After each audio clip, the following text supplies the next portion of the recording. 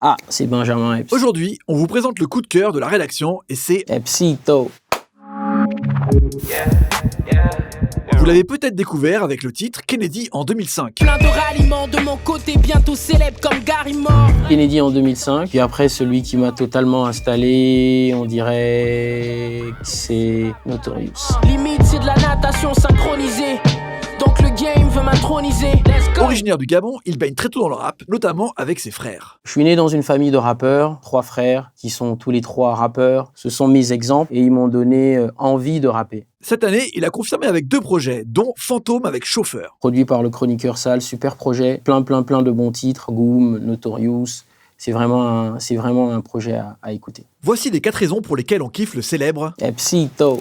Raison 1. Déjà, il est super technique, compétitif, et il amène un délire différent avec une ambiance années 90 qui est super cool. Je vais les éclater, sont claqués, chaque je vais les plaquer. Mes négros savent, collectionne les packs. Et j'ai pas tes packs, les négros sont pas prêts. Le flow de packs. Les gens ont plus ou moins accroché parce que, en même temps, il y a un tout petit peu de nostalgie. En même temps, il y a des trucs qui sont remis au goût du jour. Et il y a beaucoup de nouveautés dans ce que je fais. Et finalement, c'est une très bonne formule. Je crois que si j'avais 40 ans et que je faisais ce que je fais en ce moment, ça n'aurait peut-être pas le même impact. Donc je suis dans ma vingtaine et ça a beaucoup plu à plein de gens et c'est ça qui fait ma force, je pense. Il assume totalement cette envie de compétition dans le rap. En fait, le rap, c'est la compétition. Tous les mecs qui se lèvent le matin, ils veulent faire comme, d'abord, et après, ils veulent être meilleurs qu'eux. Et je suis là pour la compétition. D'ailleurs, il n'hésite pas à piquer les autres rappeurs dans ses morceaux. Venu prendre les necfeux, les alpha, les sneezy.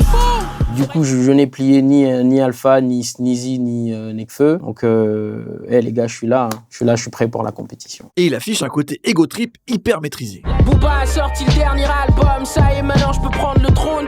Mais il reste lucide sur sa marge de progression et les prochains styles à explorer. J'ai la main chaude, quoi. C'est-à-dire que j'arrive à écrire des trucs, j'arrive à me surprendre. Tant que je vais dans ce sens-là, je pense que c'est bon signe. Il y a plein de choses à explorer, donc je ne me mets absolument aucune limite. Et peu importe les styles, je pense que je sais m'adapter.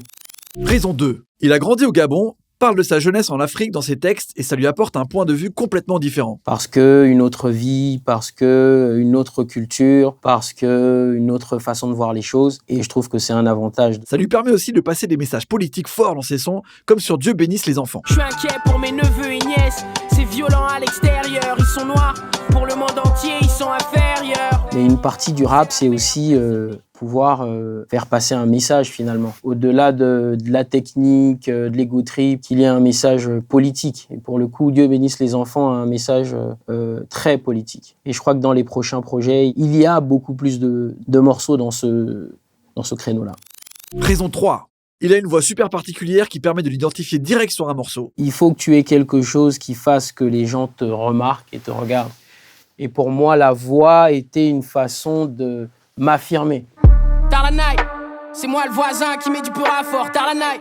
Ah, c'est Benjamin Epps. Pourtant, il a eu du mal à débuter avec cette voix. Plus jeune, j'ai toujours voulu rapper avec une voix la moins aiguë possible. Surtout il y a 10 ans, les stars, c'était 50, c'était des mecs très costauds. Pour être soi-même, il faut être à l'aise avec soi-même. Ma voix aujourd'hui, c'est mon principal atout en fait. C'est ça qui fait que les gens...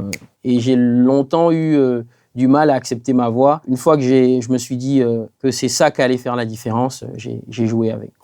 Raison 4. Il est bousillé de rap et a plein de super références. Moi, au début, j'aimais bien Eazy-E. Dans la nouvelle génération, on va dire qu'il y a toute la vague 1995. C'est des mecs que j'écoute beaucoup. Mais pour lui, le meilleur, ça reste Biggie. Pour moi, c'est le meilleur rappeur de tous les temps. Ouais. Je me suis dit, mais c'est qui? Il a une voix hyper imposante. Il se démarque des autres. C'est pas le rappeur conventionnel, quoi. C'est un rappeur qui l'a marqué depuis l'enfance. Premier souvenir avec Biggie, c'est le featuring avec Craig Mack, je crois. Flavor in Your Hair. Et il a même intitulé un de ses titres Notorious en son honneur. Et c'est un de ses meilleurs morceaux. Et ça, on vous l'a déjà dit. Je suis Biggie, je connais Diggy, je suis pas le genre à flirt avec la zig de Iggy. Ah, c'est Benjamin Epps. Et oui, tout ça c'est Benjamin Epps, notre coup de cœur. Mais alors Epsito, si tu devais donner un conseil aux jeunes artistes, ça serait quoi? Il faut écrire des morceaux avec le cœur, avec son âme. Ce qui fait l'essence même de la musique, c'est être soi-même. Quand tu n'es pas qui tu es vraiment dans la musique, à un moment, ça finit par se voir, quoi.